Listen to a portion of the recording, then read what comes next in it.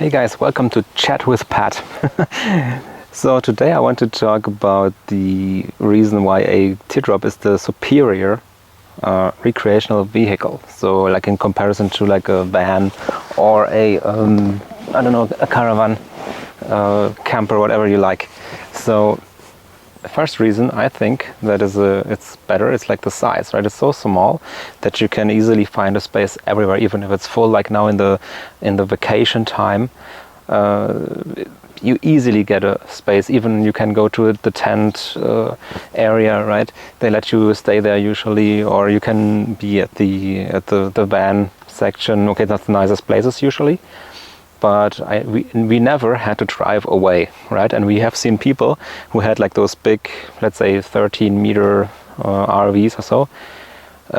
Sometimes the places are so tight that they maybe have a free space, but like not in this area where you can like make a curve with your big thing, and so they had to send the people away, or they just don't had a space really that was so long, right? I'm not talking about like a van now, but a big RV, right? And that also like is the experience we made. Also like usually also like from the driver's perspective, right? A lot of people, they are so happy when it stands, then they cannot move around, and you have the car with you. You can still then do everything, even if you have like a tight space, right? So another reason coming with this size question, that is, it's very easy, to maintain and clean the whole thing, right? I have like, I don't know, 3 meters in total by 2 meters to clean, let's say, or to maintain. And there is no, usually in teardrops, there is no fixed gas or something, so you don't have to do additional, let's say, like an exam for your gas system that is like running well, right? You don't need to do this. So the driving itself is very easy. So sometimes when we go on a city tour, we just take the thing with us. Then our newest strategy is like to drive to those camping parking lots where you can get like a parking lot that you can pay for like one day. Then we rather like pay like this €5 or so, but it's so much less effort to find a space, in a city. I mean, like in a town, you can always like go on a road, right? Easy. But in a city, it's sometimes a bit difficult to find something with a trailer, and at the moment I have no good way to secure it. I need a lock, right? I only have like one for when it's detached from the car, but usually I try to park like as a whole unit, let's say. One of the main reasons we bought this particular teardrop was that it could fit in the garage behind my car, right? I think that is maybe for other people might be an advantage that you have like this your vehicle you have with you at home, right? And I know from experience, my parents, they had like a car, like a trailer, a big caravan before, and you had to like park it somewhere. Like usually in Germany we do it at a old barn from like a farmer who like has retired, right? And then he rents out the space. So that's also we did. And then you always have to call, can we maybe get our caravan, because usually they park it then, like a bit like space friendly, so that they can fit the most vehicles in. But if yours is like in the back, then like they have to drive 4 others out, or 5 or so until they get yours, right? And that was always a bit of a struggle, because then you have to get it, for like a longer trip. And if you do short trips like we do, it's the only really advantage, also like the only possibility is if you have it at home, right? And we also only rent, so we have no own, let's say, own ground or like parking space where we can put it. So this is for us like the best situation we could have, right? All right. One other reason, which is maybe also like a big one for people, is of course like the price, insurance, tax, that kind of stuff. So for like this teardrop, you pay like, I don't know, €20 tax a year or so, and I think I pay 25 or so for insurance, but I'm not sure. And that actually it's not so expensive. And the buying is like the biggest part, of course, like maybe around 10k, right? you have to buy. But in comparison to like an RV, a bigger camper, or even like today's like caravans, they are like easy 30,000, right? If you have like a bit of stuff, like we have like solar and stuff, it goes pretty high in the price range.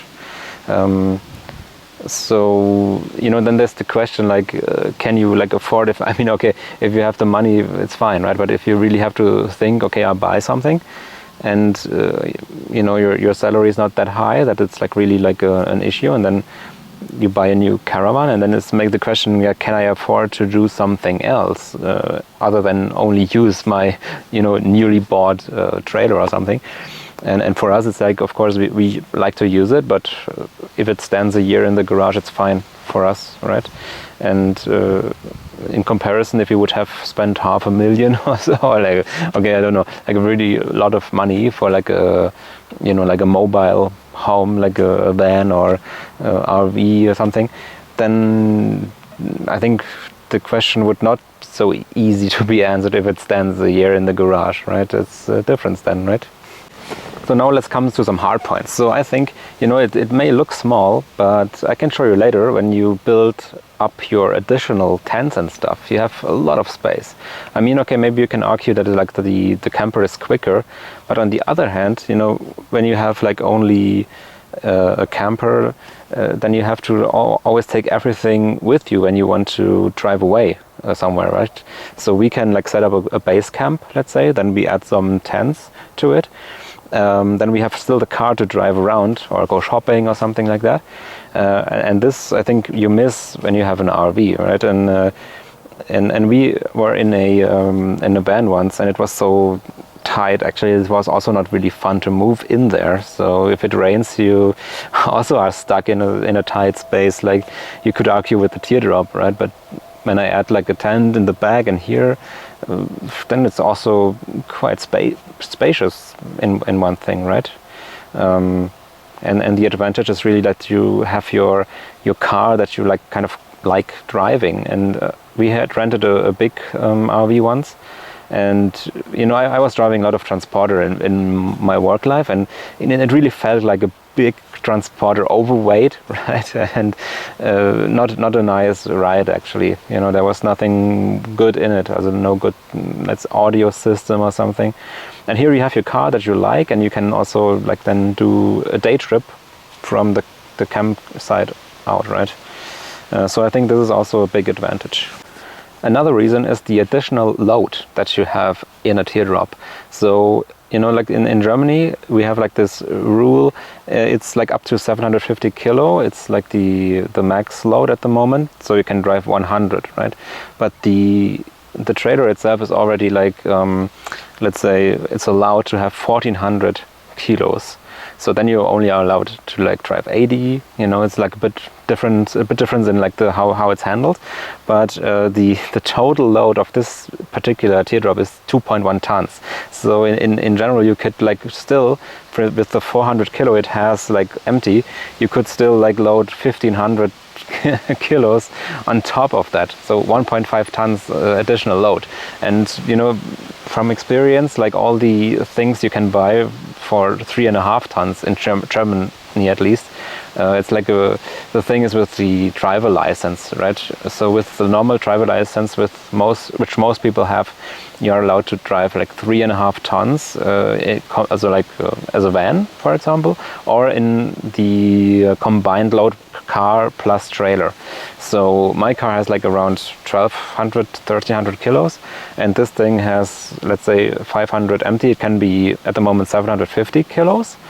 So, but you could still drive it with like 1400, and then I would still be like legally allowed to drive it. And the maximum, as I said, 2.1 tons. So good luck beating that with any other RV out there.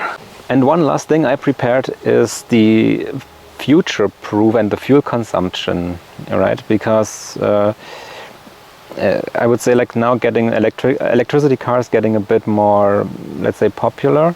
It's a problem if you have like a 2000 kilogram trailer in the back, you know.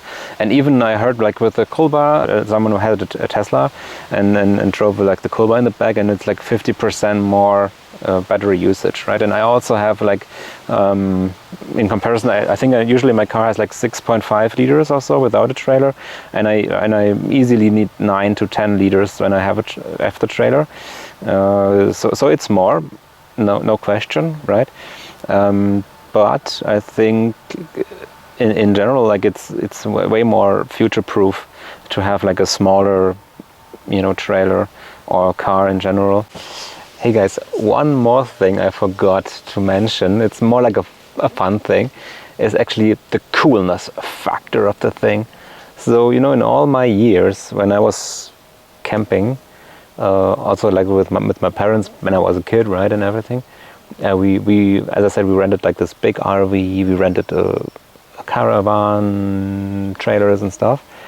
But since we own this thing, it's the only time when people really come and say, "Whoa, but this is so small, right? Can I have a look?" And so like I would say the coolness factor of a teardrop is quite high and not to underestimate. So if you like this a little bit of attention, which I really don't, you know, this is like a problem for me actually. But just as a tip, if you're into it, it's a good thing to do, have maybe. Also like, I don't know, but when we are on a trip for 2 weeks, at least 10 tours we have to give, like every day 2 or so. It's the usual number. And actually we want to add to our coolness factor a little bit. There will be maybe a paintbrush in the back of the cool bar. So here, like in the I don't know if you saw that, but there's a lot of space here where we want to have like a cool design, and let's see, maybe we do something. If you have any more maybe advantages or disadvantages, of course, also allowed to put in the comments down below. We all respect each other. Campers are campers, right? It's not about something that is like you have better or I have a better thing, but yeah, of course a little bit of mocking is always allowed, right? And I just like to drive my little thing around, you know, and that is I think something that we all share, right? To be in the nature, to have your own bed with you. Also hotels, you know, it's not a thing that I disrespect or something like that. But you know, guys, as someone said, it's better to have 1,000 stars in the sky than 5 stars on the hotel door, right? With that video, have a nice day and check out our other videos. And if you liked it, maybe subscribe to the channel. It really helps out a lot. And leave me a nice comment maybe. Or if you didn't like it, tell me what I can do better. All right, bye-bye.